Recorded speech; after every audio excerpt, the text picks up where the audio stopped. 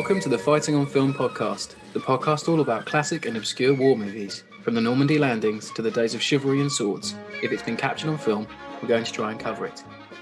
I'm Robbie of awry military history. I'm Matthew Moss of Historical Firearms and the Armourer's Bench.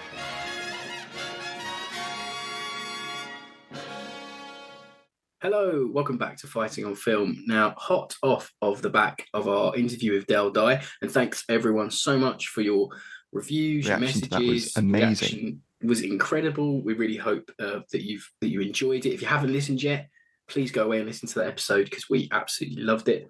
It's incredible talking war films with one of the greats.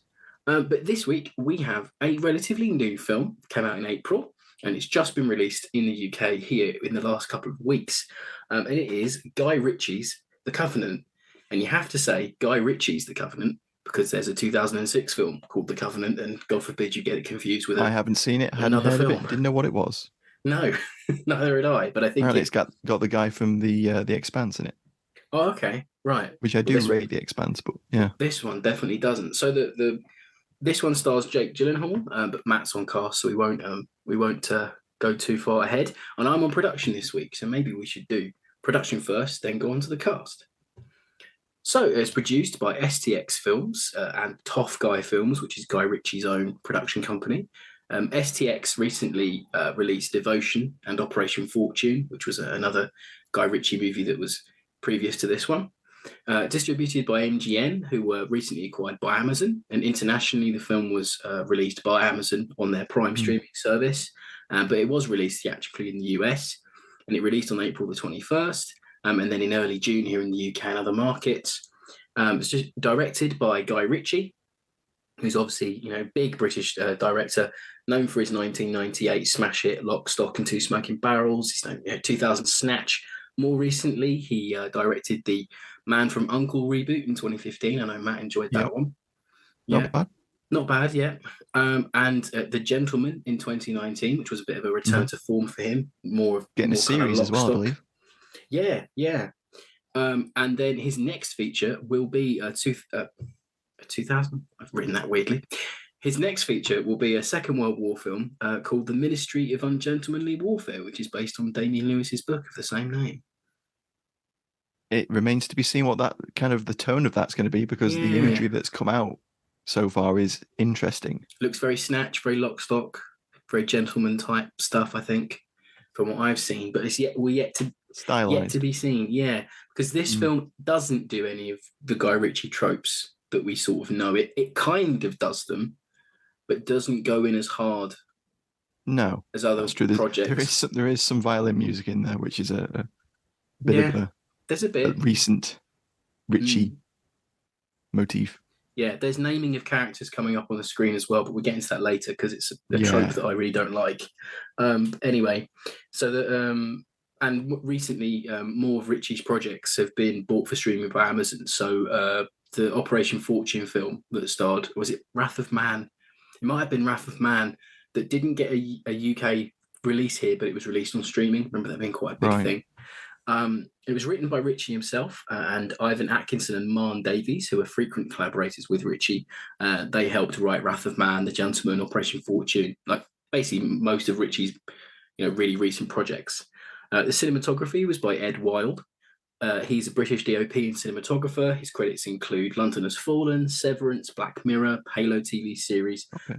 I think it's competent camera work. I don't think it's pulling up any trees. There are some nice shots in there.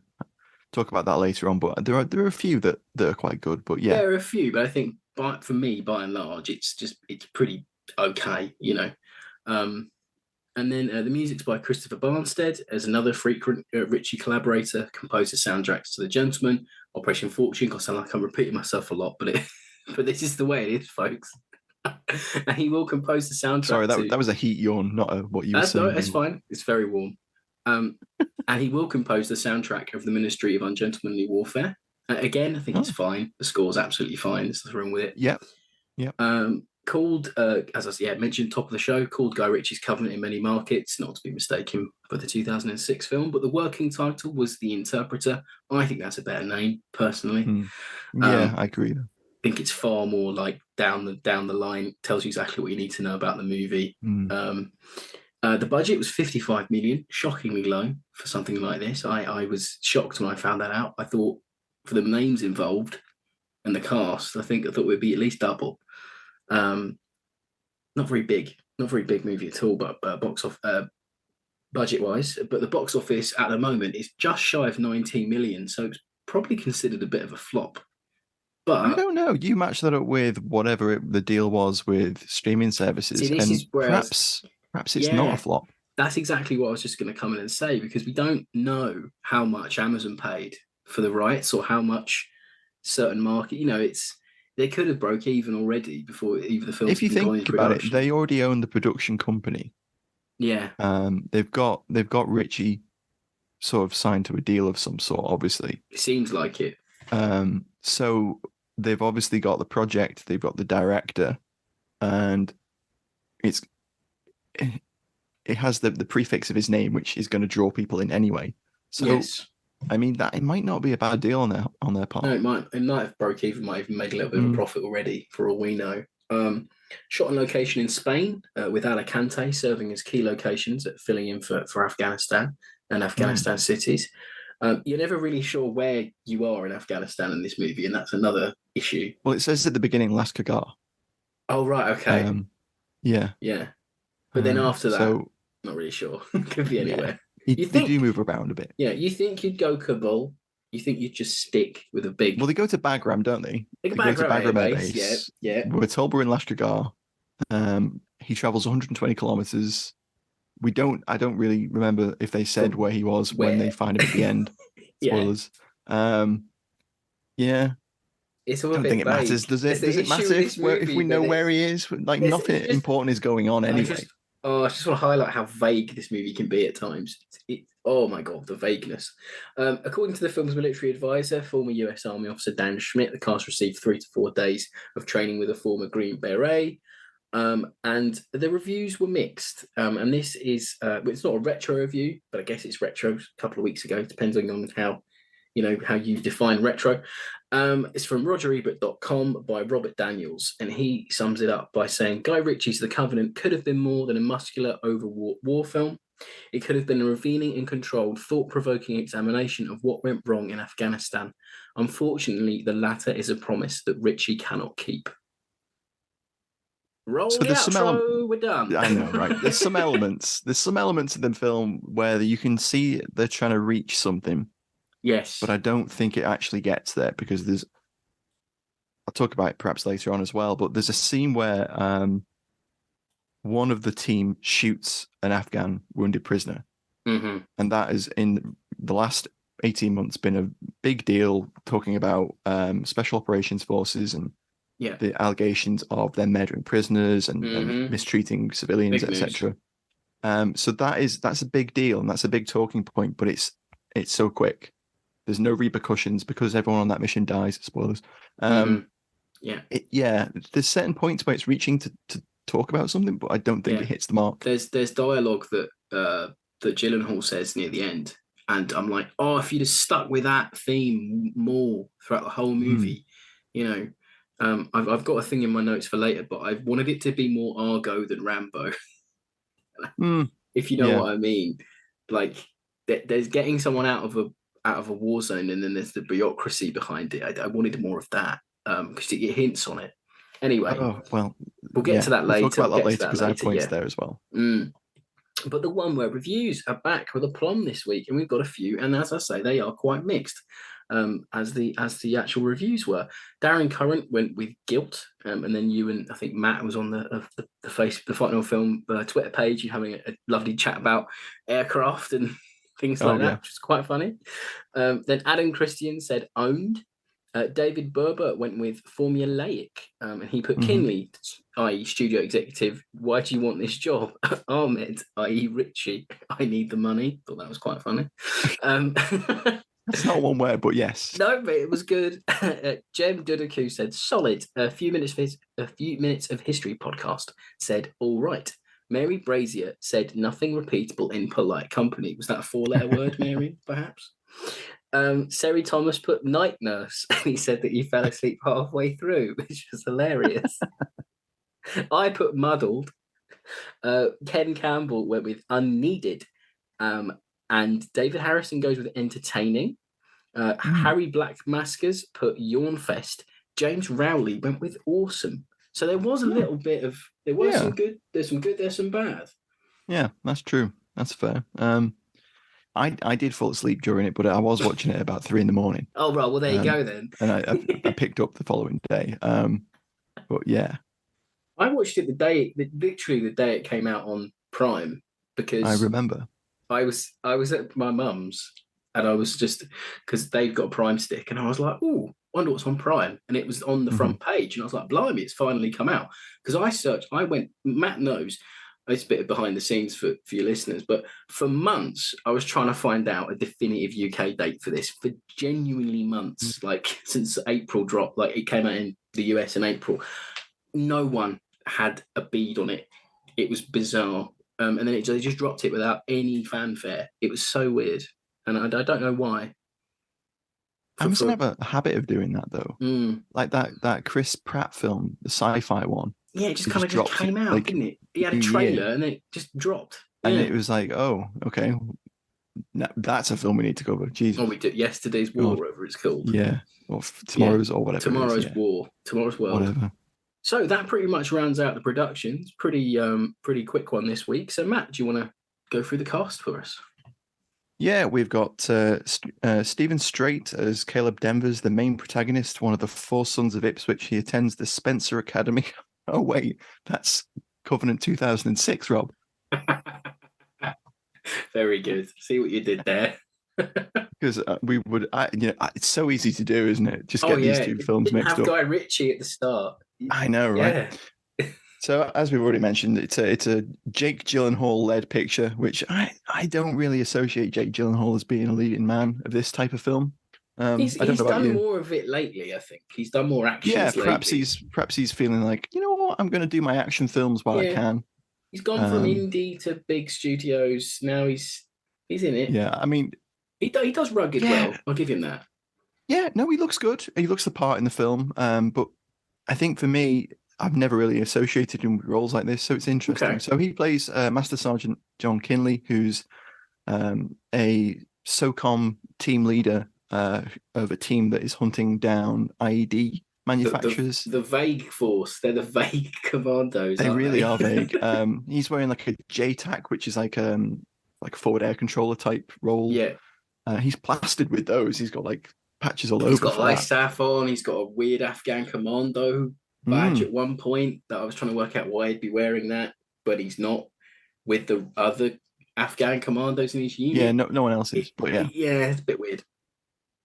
So I mean, we normally just run down people's military war movie type of roles, and I think Gyllenhaal's most recognizable would be Jarhead from 2005. Of course, breakthrough role for him. Yeah, pretty good movie. And then the second sort of lead in this is Dar Salim, who plays Ahmed, the interpreter.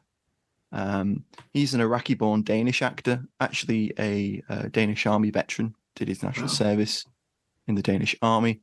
He's been in lots of Danish and European TV and some films. He was in the Boys series, which I think is also Amazon. Yep, that's it, yeah. I think. He was in Black Crab in 22, which is like a thriller action-y movie. And then he was also in A War, which is the 2015 Danish war movie about Afghanistan. You like that one, don't you? Yeah. I did. I watched it a few years, a year ago, maybe a bit more.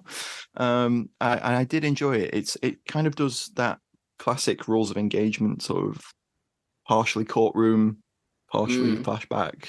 He saves his men, but at the expense of killing some Afghan civilians. And there's the whole moral discussion of that and the trial and that sort of thing. It's a really interesting film. We have Emily Beecham as Caroline Kinley, John Kinley's wife, and she was in 28 Weeks Later. 15 lines or something. Yeah, just nothing to do. Well, that's the majority of the cast, to be fair. Really did. That's actually fair. To be fair, that is fair. Yeah. She was in 28 Weeks Later in 2007, Outside the Wire, which is like a sci-fi military movie, which I think is on Netflix. In 21, lots of TV roles. Then an unusual role for Johnny Lee Miller as Major, and then later Colonel Vokes. He was John Major in The Crown recently. He's kind of like a career resurgence, I would say. He was in a film called Regeneration in 1997, which is the only kind of military pseudo. He was in Sherlock, the American one.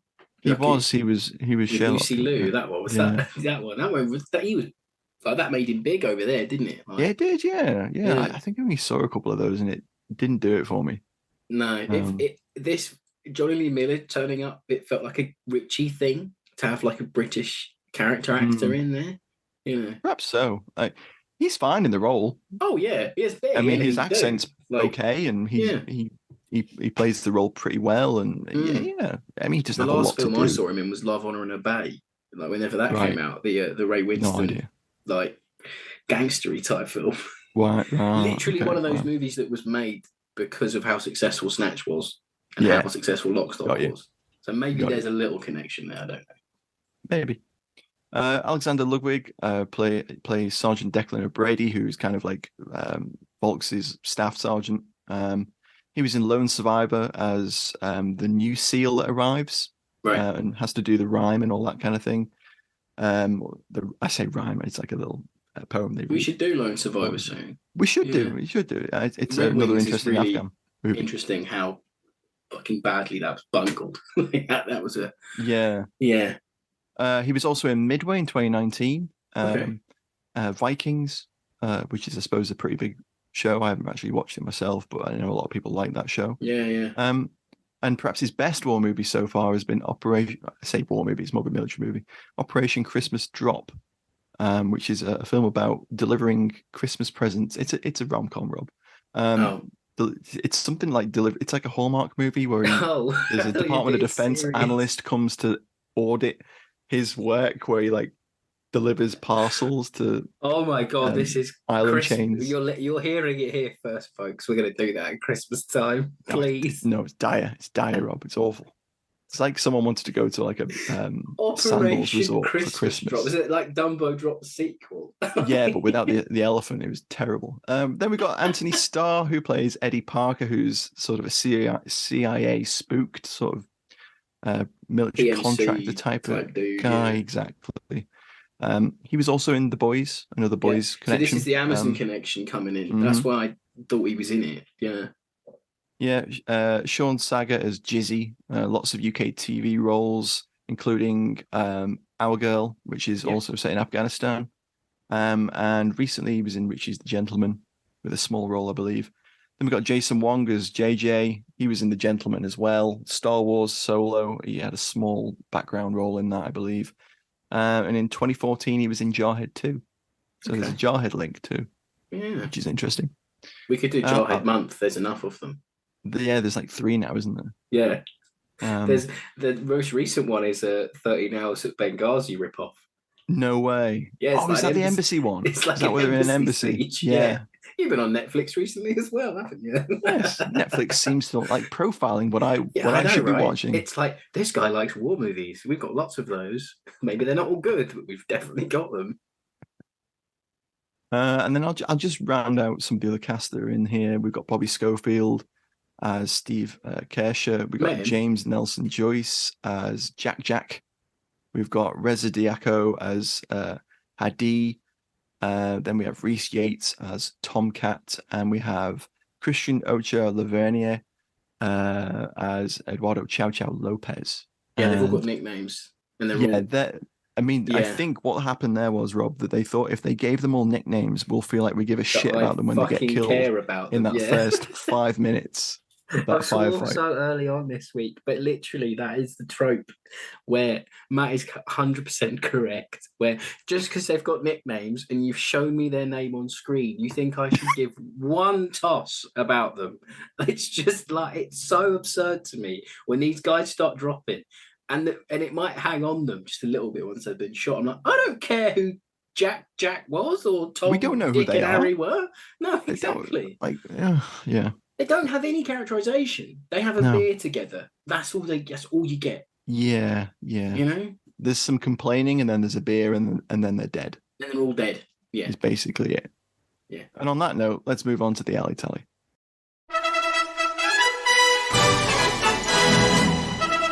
It's time for Alley Tally on Fighting on Film.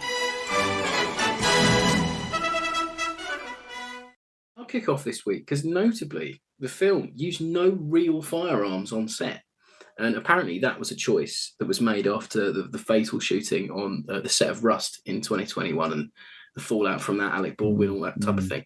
Tragic. So Ritchie told reporters while filming, he said, the whole thing has changed now. The whole game has changed. We haven't used a real weapon since then. So there were no real weapons on set. It's the first shoot we've had, which I tell you, it's tremendous relief for all of us. They're as good as, and they look as real, they look like the real weapons. They do all the function. You get gas discharge. It seems as authentic, and it can be. But Jake Gyllenhaal said, it's airsoft, though. No one can get in trouble. Well, there you go. Resident firearms expert Guy Ritchie there. Yeah. I mean, no, to be honest, I mean... I'm only kidding, no. But there you go, you know. There's a spectrum, isn't there, of firearms props when it comes to these films. So... And there always has been since, you know, the dawn of these movies. Of course. So recently I had the pleasure of watching Operation Overlord, which is a big budget D-Day movie. If you've not checked out Matt's thread on that on the Twitter, it was legendary. Anyway, they're just rubber guns. Yeah, so that's a prime props. example of just rubber prop guns. Then you've got the other end of that spectrum is blank firing live rifles. Mm-hmm. You know, that is what got the tragedy of Rust was that somehow a live round got into the armorer's ammunition store and entered a firearm that was used as a working prop. And then you've got airsoft in the middle, which it probably isn't airsoft. It's probably like the gas blowback rifles. Yeah, the very expensive ones. Yeah. It's not like some electric people battery powered ones. No, I think there might be a bit of that sometimes. Yeah, because someone on Twitter told me that they saw the manufacturer's name of someone who's got the license for HK who makes AEGs. Yeah, Umarex, that's it. Yeah. So there's that. But then, as you said, you've got the gas blowback ones where I've got a gas blowback M1911, a pistol. And to be fair, if you film someone firing that and put a bit of After Effects on, does a job. Yeah. There's nothing wrong with it. If you pay a good special effects artist to put on some CGI over, you know, muzzle flash, etc., they're loud on set, so the actors, you know, expressions will probably be somewhat realistic. They cycle in a lot of cases. That's good. There is very notably, you can see in that first set piece, where one of the Afghan army chaps that are with the team has a gas blowback AK-74, and he's firing it, and you can see the bolt moving, but they cut away from it so quickly because the bolt doesn't look real and there's no bullets coming out. There's some bits where spent cases as well. There's some bits where like CG spent cases are flying away, and if you're not looking for it, you don't notice. But then after I saw that quote, I went back and watched some of the sequences, and you can see they kind of all move the same way. And it's not. It really doesn't take anything away from the movie having these airsoft weapons. This is not something I would criticize heavily because it doesn't. Not at all. I just thought it was interesting that there were no real firearms on set. I will criticize that set piece. Oh yeah, for the way it was choreographed in a moment. But in terms of like the weapons, it doesn't really matter. It's fine. If you look at the M2 Browning on the Humvee when he's firing it, he's giving it a lot of the shake. Oh yeah. Giving it a lot of the movie shake. That's a trope in itself. Yeah. And inside you can see this little reciprocating, what appears to be like an internal charging handle, probably is, and you can see it move backwards and forwards. They've like rigged up a on an actual Browning that, you know, it would be fully moving. And when a 50 caliber Browning is firing, Rob, it looks like it's firing. Oh, it judders about a bit. Yeah. Just a bit. But in terms of actual, like, you know, weaponry that is in the film, there's AK-47s galore, AK-74s galore. Yep. You know, any make and model you can think of. Romanian, German, I think. Yeah. Some mock-ups and stuff like that, I think, yeah. Yeah, the MTP galore. All the Allied forces are wearing MTP. Lots of that. Camo, yeah. Is it MTP? I don't know. It's whether like the that's American version of MTP. I think it's not. Yeah. Is it Universal Desert Camo? Something like that. It looks like MTP to me. I don't know. I am not a camouflage Camo's expert. post like 1970. I don't know. I have to look it up for this half the time. It's modern. It's not my bag, really. That's fair. But I liked I did like Jake's little M4 carbine thing that he's running right at the end when he goes back to Afghanistan. That's quite cool. A little stubby foregrip, ACOG sight. Mm-hmm. But I noticed, I don't know if anyone else has noticed this in movie land, when Jake Gyllenhaal has a carbine in any film with a crane stock that you can extend, he never extends it. So he goes for like ultra, like proper, like I'm doing it on a. This is recorded. I'm showing Matt how this looks. Rob's doing an impression, but it looks. Yeah, I know what you mean. Really tucked in, little. I guess stuff. Maybe someone told him to do that once in a boot camp. He just does it in all the movies. Whether it was the intensive 3-day boot camp they went through for this film. Possibly, yeah. Super but he intensive. did it in Ambulance, and there was another movie where he had a carbine, and he did it in that. But all the way through the movie, he does it. Just interesting little thing that I noticed. Yeah. But his drills are good, though. His drills are good. He's very believable in the role, I've got to admit. Yeah, they're not bad. Not bad at all. I mean, it's a shame that he's doing it in this film. It's like, come on. I mean, one thing that stood out to me is that the team is all armed with what is supposed to be HK 416 A5s. Yeah. And they're all mounted with ACOGs as well. And then his secondary is an M9A3 Beretta. Okay. Oh, yeah, nice. Neither of which in those configurations were ever adopted by the US. Oh, I didn't know that. No, so when it comes to HK 416s, it's a complicated one because obviously SEALs use them, other elements of US SOCOM use them. But I don't think in that role, I don't think they're like tier 1. I think they're probably just standard SOF. Okay. So I don't think they would have had that type of 416. And the M9A3, I don't believe was ever used by any elements of SOCOM. They use Glocks, as far as I know. It's obviously for the uninitiated, like that's just an M4 carbine variant. But you know what? It's cool. It's cool to see an M9A3. I mean, because it's just the standard Beretta that the US Army had. Yes. Like if you've seen Lethal Weapon, it's the gun that Riggs has. Nice. Nice to get it back on films there. Nice one. Yeah. And it has like a little Picatinny rail added to it, and that's one of the main features of the A3. Cool. And it's cool. And he hands it over to Ahmed, and it gets used a few times, and it's cool. But one thing I did notice was we get a few through the optic camera shots. We do. Not having any of them for a while on the show. Yeah. Nice little trope there. Yeah, that's quite good. We get one from the sniper, and we get a few through the lens of Gyllenhaal's ACOGs. That's nice. The beginning and the end of the film as well. We also get gun cam from the gunship at the end.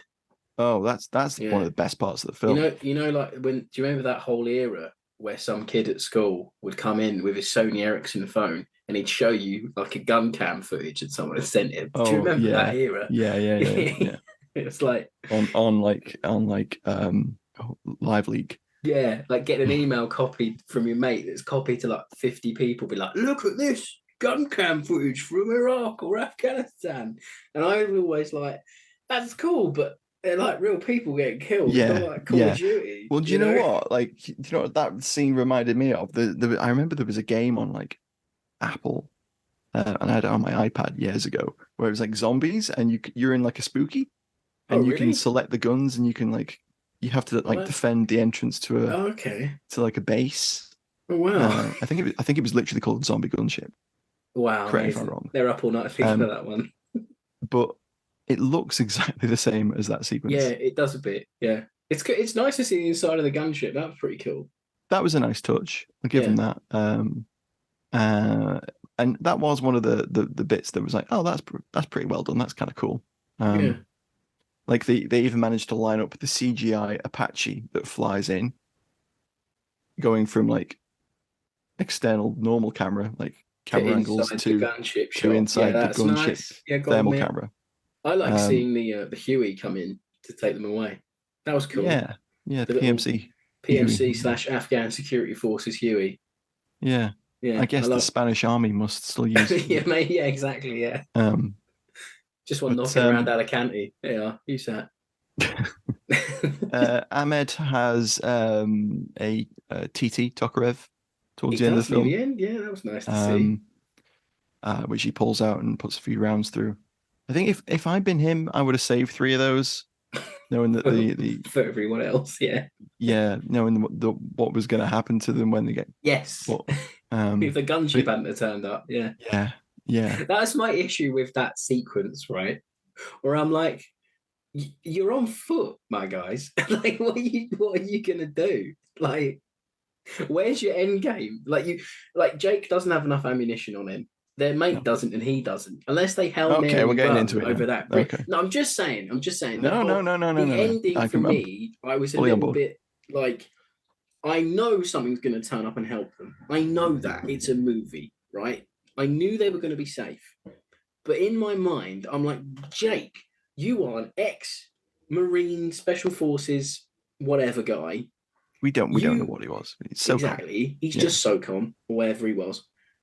Like, my dude. Special Operations Command. I've realised we've said that numerous times now. We haven't explained what that is. Yeah. But you would have just been 10 times better off hiding rather than trying to run through this bridge on your own, like with small arms, and you've got like a whole division of Taliban following you. Yeah. Like, come on. I know. It falls apart. It's this horrible thing about this movie. Surface level, you could probably buy a lot of it, but once you start breaking it down, and we will start breaking it down after the Ali Tally section, but it falls apart as a narrative. Oh, we're still on the Ali Tally. Okay. Yeah, but you know what I mean? Like, it's just a tangent there. One last thing. A weird F5 target appears. Oh, yeah, you were saying this, Bass, on at the beginning Twitter. of the film. Like, it takes off at Bagram Air Base or something, and there's a weird... It's not been in US service for quite a while. Right. I don't think anyone operated F5 Tigers in Afghanistan. Is it just there's a fighter jet taking off or something that they found? Possibly. I don't know what they've done. Oh, there's also if anyone hasn't watched it yet, when they go to the Bagram Air Base at the very start, when they cut away from the mission that the guy gets blown up by the IED, when they cut back to the air base, when Jake is having the briefing by his commander, there's some extras marching, quote unquote, in the edge of shot. Yeah. And they're all out of step.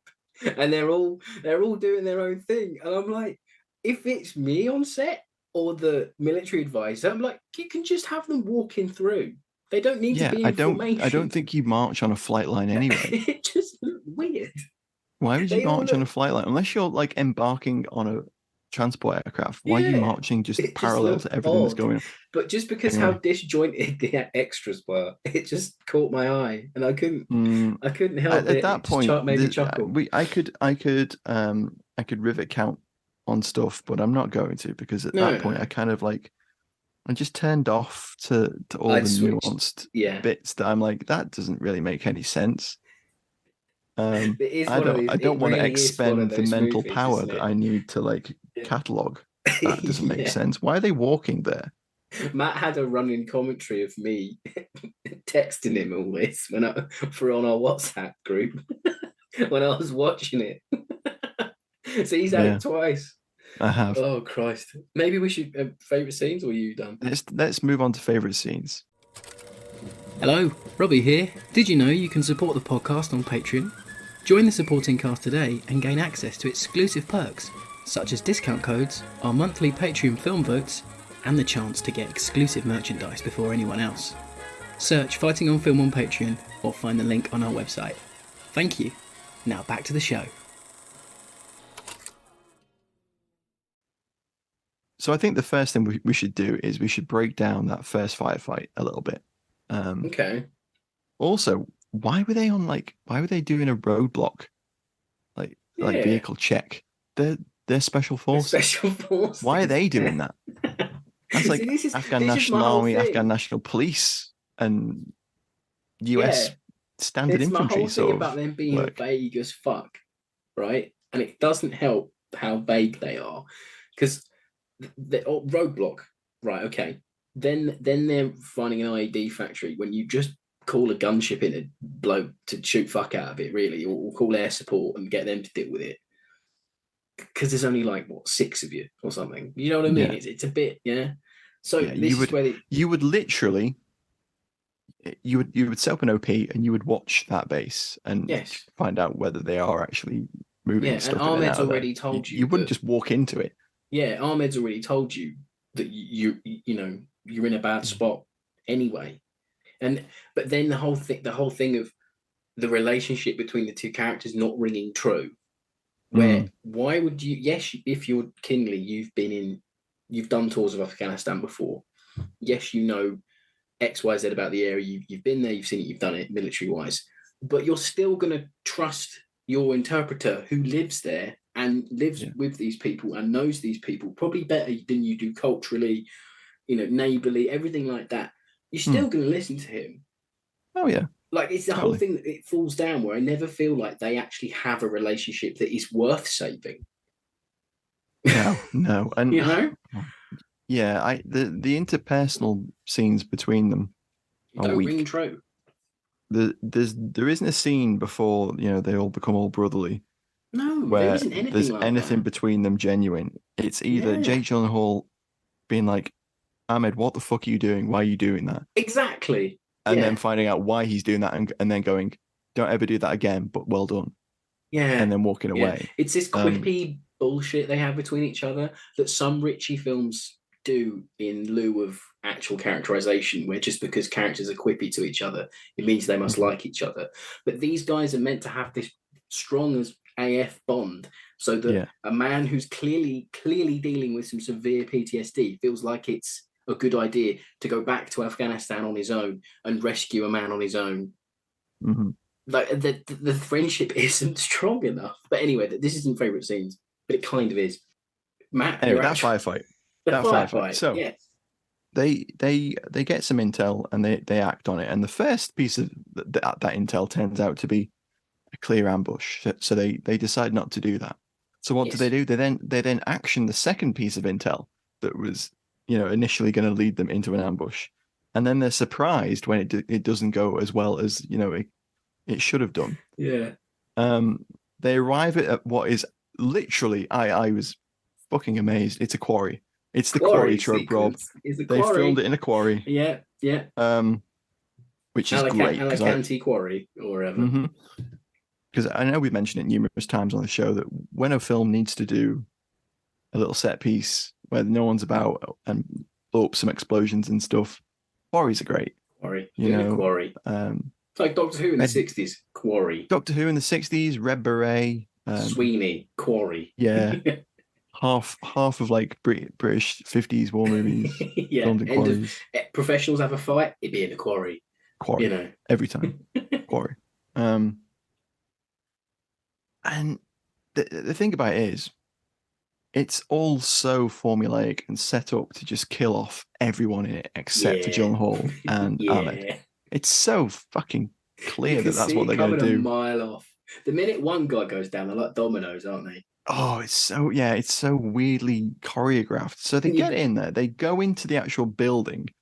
Yeah. Jake Gyllenhaal looks round a door, literally just pokes his head around a door and sees them making an IED vest, like a suicide vest. And some guys are like filming a video. And there's AKs everywhere. Like and he turns to Ahmed and goes, "We're not going to need you for this bit." And then they go in shooting and shoot all these people. Well, Ahmed doesn't have a weapon anyway because I know. Jake took it off interpreter.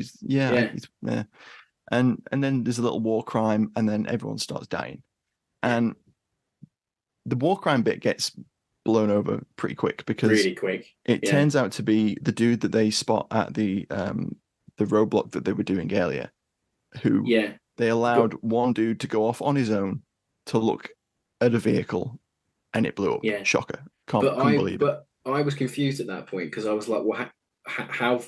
I thought the bit at the start would have been like months back. Yeah. This all feels like it took place in a week. Yes. Like that's a hard week. Chronology of the film is a little bit unclear. Yeah. But my favorite bit of that firefight is where the guy, and I love it when they do it in movies because I'm like, yeah, maybe you would freeze up, but it's comical in how it's done, where people shout RPG just before they're about to get blown up. Oh yeah, and they don't try and move out of the way. Yeah, yeah. RPG, bang! I'm like, oh yeah. What I don't understand about that bit of the film is the Taliban bring up a little 60mm mortar. They bring up the mortar. They bring up the RPG. They bring up the technicals. They are absolutely hammering.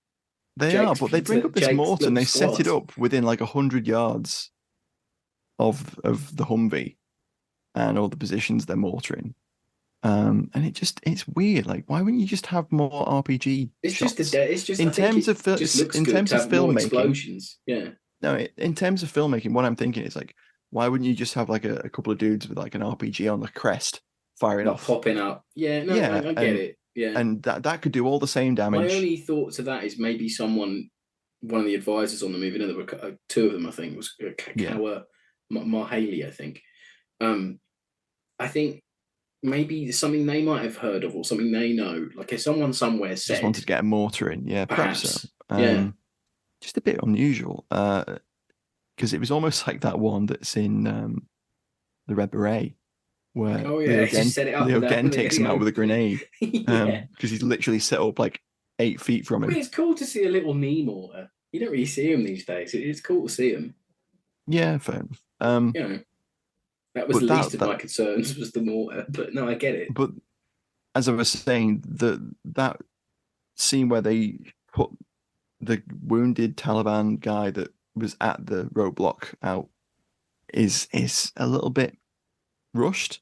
There's obviously not going to be repercussions to that in that scene. No. But there's not even like a shock. There's not even like not even shocked, but there's not even like a look of recognition between Gyllenhaal and the guy that did it.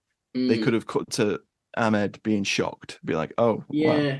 Wow. Well, he just seems chill. That's like his character. Like he just lets stuff wash over. He is chill. Him. Yeah, he's just chill about it all. He tosses him an AK and he's like, "You ready to go?" yeah, and maybe this leads into your favorite scene, quote unquote, leads into my favorite scene, which is that's good. Yeah, which is actually, and I thought I like it, then I don't, so it makes sense. Okay. So after that scene, everyone's dead. They have to escape because the main route of in and out is blocked by hundreds of Taliban fighters. Yeah, but the QRF's coming, Rob. QRF's coming. Forces coming. Why don't they just like it's coming? Wait for that. They're like the dragons in Game of Thrones. They're coming. Don't know when, but they're coming. Wait till season 3 and they'll be here. So, but then they have to escape, and I like that part when they're going through the rough terrain. And they're coming down mountains and stuff. The shots are a bit more moody. You get some lovely little drone action shots. It's nice. And Jake's saying to Kinley's saying to Ahmed, look, 2 minutes, they're going to be on us. We're going to have to double time it. QRF's coming, but we have to get over this bad terrain. Are you with me? And he's like, yeah. So then I'm like, oh, cool. They're going to develop this bond, getting back together. Yeah. Right. So I was like, this is going to be the main crux of the film now, or the main middle part of the film is going to be them helping each other through this arduous journey to then set up the bond of brothers and like brotherhood and through war and hard times. Oh no, Jake gets captured 2 minutes later. Yeah, because Ahmed wasn't there. And then Ahmed gets him back. Where did I miss something? But where was he? I don't think so. I think he might have been hiding. I don't know. He just turned up. But that was my whole thing. It missed its cue. I thought that was its cue. The way that bit's choreographed is there's some nice bits. They're going through gullies, they're clearing gullies. There's a bit where they like tag team a guy and like let his throat. That's wholesome. Tag teaming a Taliban sentry. That's nice, right? You see a bit of brutality. Jake knifes a guy to death, and he looks like it's the last thing he wants to do, but he does it. And then he's complaining at Ahmed like, "Where's your gun?" he's like, "Oh, I left it up there when we fell down." He's like, "You need to have another one." He gives him his pistol. Yeah. And there's all these little instances where, you're going to build a relationship. Come on. And then they don't. And then Ahmed gets him back through Afghanistan on his own. And you see the hardships he had to go through. So Ahmed's gone through the mill. And then we forget about him for the rest of the movie. He's literally a plot device after that. And it really, really irritated me. Yeah, Ahmed literally drags high Jake Gyllenhaal across most of Afghanistan in the middle of the film. Risks his own life, risks Jake, sells things of his own, goes without food, makes sure he's got everything he needs. Takes risks of talking to people and revealing that he's with an American. Exactly.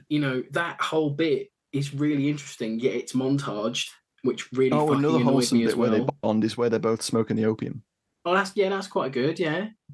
They've actually got stuff going on, but it's not Jake's enough. been shot twice. He's groggy. He's on a sled. Ahmed literally builds a giant sled to drag him across country. He's been through the mill, this lad. But yet after that, all his exposition is spoken by other people on his behalf. He becomes a MacGuffin. Physically, within that section, Dar Salim's great. Oh yeah, I believe he can do it. I believe everything about him. His expressions, the way he does it, the way he moves, it pays off well. And then after that, it doesn't seem like the same person. Yeah. There felt like there were scenes missing. For a film that is... Well, do you know what I think that is, the issue there? Because we cut away to about 15 minutes of frustrated Jake trying to get through to the Department of Defense, the State Department, and get that visa. And it is 15 minutes of him being back at his automotive workshop that apparently he owns with his wife. He's not but he is arisen out of the army. Yeah, they don't establish maybe that. He's on leave. I don't know. Anyway, so he's phoning people drunk, shouting at them and stuff. I'll fight you. Don't put me on hold again. Yeah. I mean, I understand what they're going for in that. Yeah. And this is another thing. Yeah. This is another thing that the film reaches for but doesn't quite get. Exactly. Because at the moment, there are a lot of former US and other ISAF nation servicemen. Pick a nation, who are working really hard, tirelessly to get people that they serve with, that were Afghan interpreters and people from the Afghan National Army, visas to get out of Afghanistan. And I feel like they're trying to show that frustration. But, there's been New York Times articles, Washington Post articles about, the FBS put stuff on YouTube about it. Veterans trying to get people out of Afghanistan because, they were promised a visa and they didn't get it, that kind of thing. Yeah. And the film reaches for it, but I don't think it hits it. Doesn't grasp it. It doesn't have the balls to set it after the major withdrawal in 2021. Yeah. Because it's set in 2018-19, isn't it? Yeah. And then as far as I know. Well, yeah, it feels like it. And then I'm like, well, it says 2018 at the beginning of the film. Yeah. But then I think it just wants the plot to be muddled near the end a bit. I think it wants to be. It does, and it does mention it in a postscript. Oh, okay. It does mention the withdrawal there. But you could have crafted a film that actually deals with the evacuation and the repercussions of America's withdrawal from Afghanistan 100%. And as the backdrop of this. But they don't do that. And it kind of lacks for it. It does. That's why I said at the start, I wanted it to be more Argo than Rambo. Because Argo, even though Argo messes its actual facts and it movieatizes things for convenience for film, that shows how you get people out of a really bad and difficult situation. Yeah. Through bureaucracy and through, and showing the hardship of it. This one thinks, well, no, you can just hammer at a door till it breaks because we're in the army and we're special forces and we've got guns and I'm Jake Gyllenhaal going through the mill and I owe this man. It's a debt. It becomes like a transactional thing. I know we're kind of in final thoughts. I think it's going to take up a big part of the show anyway this week, but it's going to be fluid. It's going to flow in. But they boil down someone who clearly is struggling with what happened to him in his brain. PTSD. Doesn't even remember everything that doesn't Ahmed remember did. it all. until he starts having some flashbacks. Yeah, he's annoyed that the US media are portraying him as some kind of superhuman soldier who did it all on his own. So that he's annoyed at that. But then it becomes this whole thing of, oh, well, it's a debt. I pay my debts. This man got me back. It becomes really transactional. Like the movie almost treats it as if Jake Gyllenhaal goes back and gets his interpreter out of Afghanistan, then his post-traumatic stress will be cured because that's the end of the transaction. It almost feels like it wants to say that's how it works. And I felt that was really cheap. Interesting. And almost a little bit, it felt cheap and cold to boil down what you're actually doing and what the hardships that so many Afghan, not even just interpreters, just anyone who worked for the coalition or ISAF went through and still is going through under the Taliban's new regime. To boil it down to, don't worry, Jake Gyllenhaal will come back and save you, like a kind of white savior thing. There's an element of that. I was like, please don't, Just to make the point that I was going to make, but then we tangented. Sorry. Which we always do. Is tangented a word? Yeah. We leapt off. People don't listen to Farting on Film for the coherency. They listen to it for the amazing war movie takes. True. So the point I was going to make was that we follow Jake's struggle to get through on the phone to get a visa. And during that entire time, we don't really see what Ahmed and his family are doing and going through. I was just about to get onto that, but yeah, exactly. We see a little tiny bit, but it doesn't. Yeah. They could have paced it better by interspersing this and ramping up the stakes. Like he's shown moving from one safe house, great, but they could have had numerous little sequences of where that's happening, and they're getting closer, and it ramps the tension and it carries the film a little bit more. And they didn't do that. They forget how it's clearly been months as well, because the wife was pregnant. Now the son's a few months to a year old, like 3 months old or something. So I'm like, it's been maybe 4 or 5 months then in real time. So I'm like, we needed way more. And I agree with you. I wanted to see like a running narrative of Jake's trying to tell people on the phone how hard it is for Ahmed and his family to survive at the moment, because he's on this hit list and because he's, he wants numero uno bad guy to the Taliban now because of what he's done, like as a folk hero type thing. I want to see the problems Ahmed's going through. I want to see the issues he's facing. Make him more of a character. He has no agency in this movie, even though he's the reason Jake's able to do what he's doing. The thing is, I know that Afghanistan was in a mess before the withdrawal, but they make it out like there's no possible way for him to have managed to be smuggled to Bagram or Kabul or somewhere where he could have gotten out.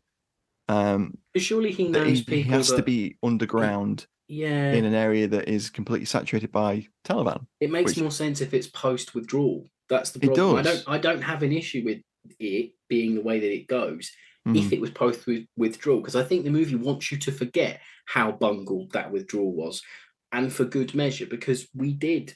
Let's not that gets clouded by the fact that Parker, the PMC, the contractor dude, is still in country. Yeah, exactly. And another thing that annoyed me was, Gyllenhaal knows what Afghanistan is like. He's served there for years, done multiple tours. But for some reason, he thinks that wearing Western clothes or just putting a headscarf on is enough for him to just walk through towns and villages. He looks like a tour guide. He just looks really out of place.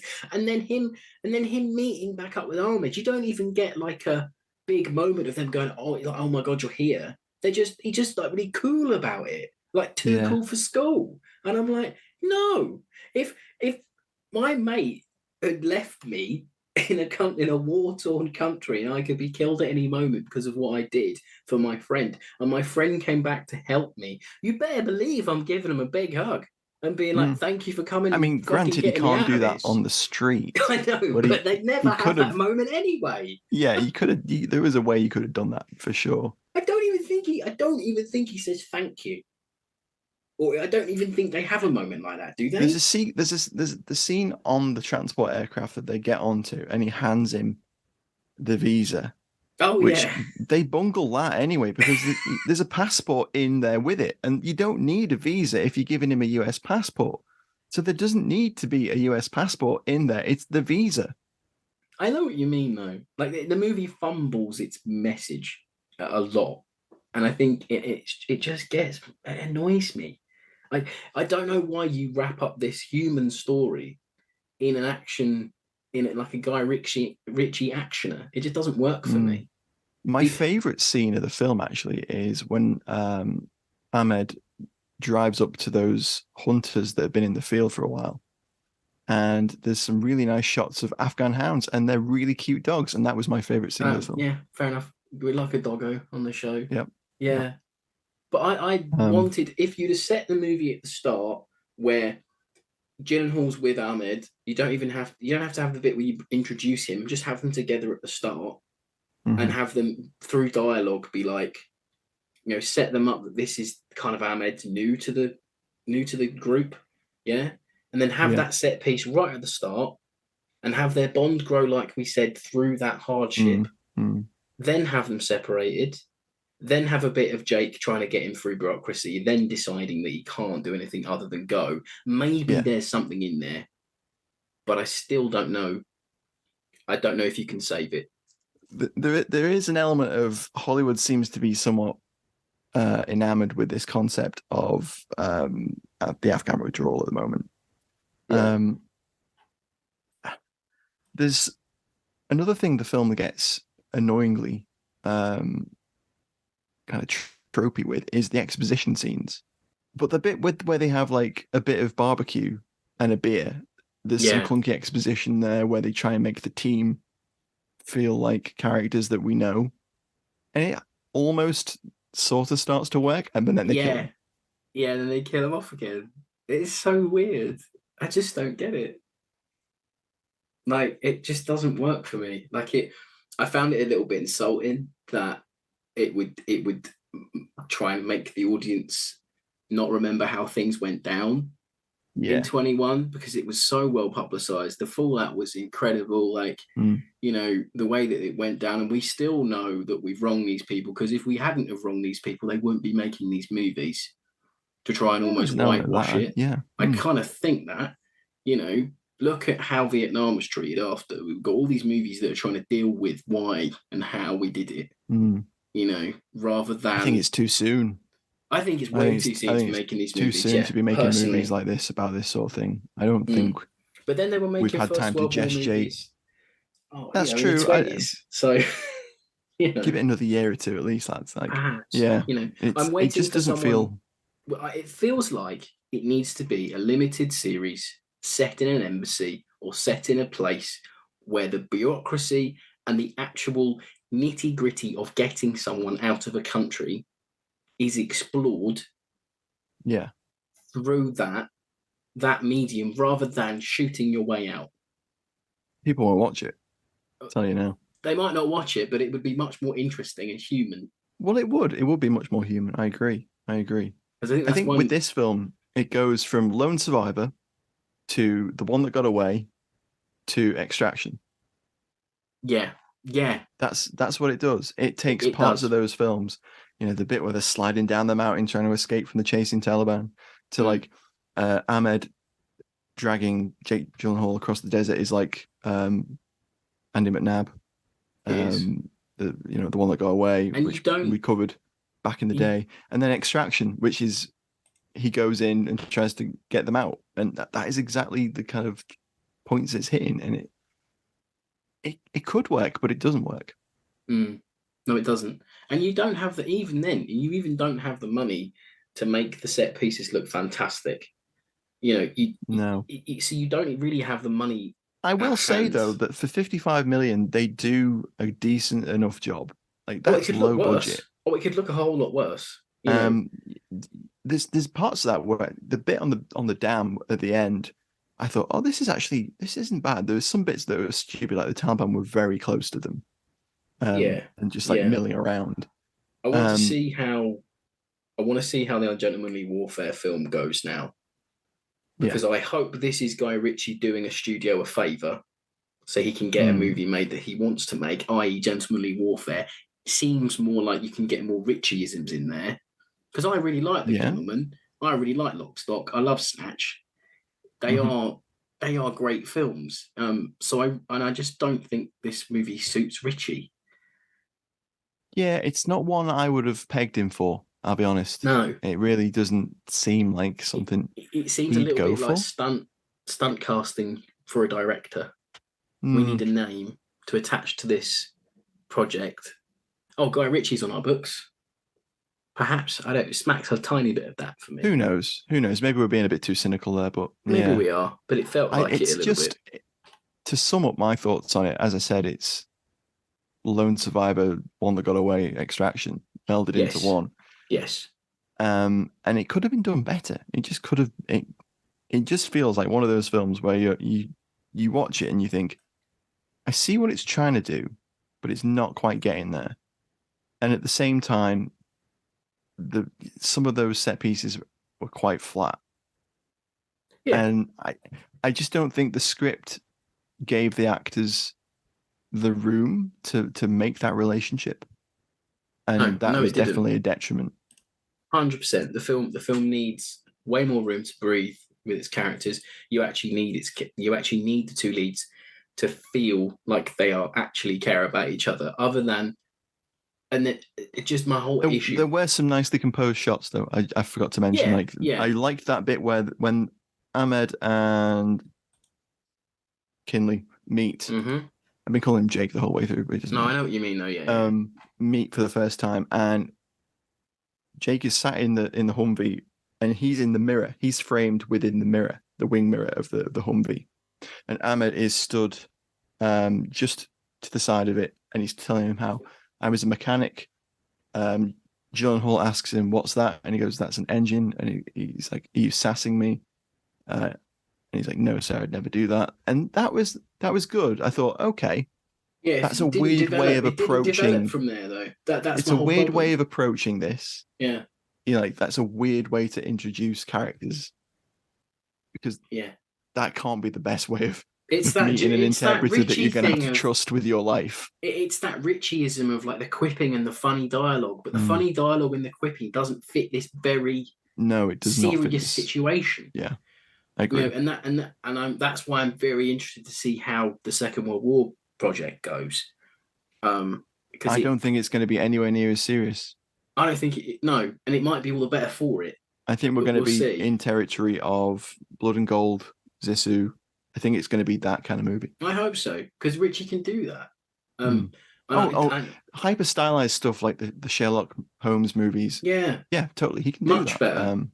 Much better. This felt too by the numbers. Doesn't really fit with him. Doesn't work for me. As you said, the core relationship that needs to be right for the film to work doesn't work. You've got actors. You've got the guy. What's his name? Sorry, I want to get his name right. You got Dar Salim, good actor, way better than this movie allowed him to be at any moment, any point. Apart from the montage bit, he has relatively nothing to do. I just think it's a shame. Too. Like the flashbacks of showing him dragging him and stuff. Yeah, they're great. They're really well done. It does again reiterate that section of the film which we've already watched. If they'd shown another perspective. The thing is, they reuse a lot of the same shot angles, so it's just you're watching the same thing again. Could have had some nice shots of people looking at him what he's doing. Yeah, could have had him fighting off wolves. Could have had him, bartering for food. You could have had him trying to lower him down a cliff, and it's Jake's point of view looking down a slope. He's being lowered down, and those kind of cool little shots could have lifted that montage of flashbacks. Yeah, but just more of the movie. No, it's fine. But more of the movie needs to be that whole bit. No, but trying to wrap up, it's a bit of a miss. Yeah. I think unless you're a completionist and you must watch every war movie that's ever released, go for it. But I wouldn't recommend this one really, because I think it's a good idea. It's just executed quite badly. I'll be interested to see in 30 years, how we all talk about Vietnam War movies in that glut of Vietnam War movies that were made in the 80s, and we talk about the way that they were approached and what they mean for the war movie genre and what they mean for the popular consciousness of around that war. How will films like this one sit in 20, 30 years? Yeah, and equally, we must admit, we're a British audience. True. And our experience of Afghanistan over here, as civilians watching it from the news and being historians and researching it, it's completely different to an American. And how it's fed back to them and how they receive it. So that's interesting as well. I should say that again, it's interesting. It's a British director doing an American film. Yeah, as well. Exactly. About an American experience. So yeah, 100%. So that was The Covenant 2023 on Amazon Prime now, if you want to go away and watch it. Thanks again for listening. As always, you can catch the back catalogue of the podcast on fightingonfilms.com. Don't forget to give us a review on Apple Pods if you listen there, and why not give us a follow as well, and why not come back next week for another war movie review. Thanks for listening, everyone. Bye. Bye, everyone.